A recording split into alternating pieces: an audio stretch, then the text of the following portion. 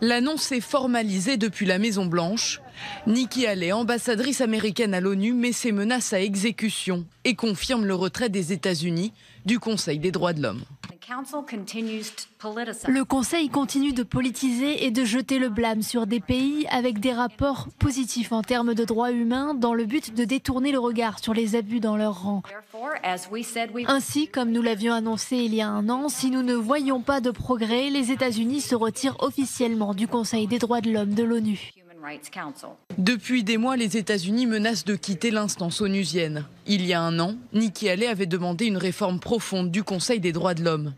Accompagnée du secrétaire d'État américain Mike Pompeo, elle accuse l'organisation d'hypocrisie, notamment sur la question du conflit israélo-palestinien.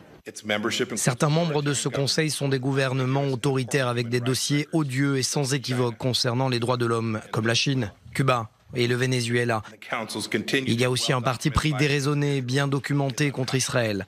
Depuis sa création, le Conseil a adopté plus de résolutions condamnant Israël que contre l'ensemble du reste du monde.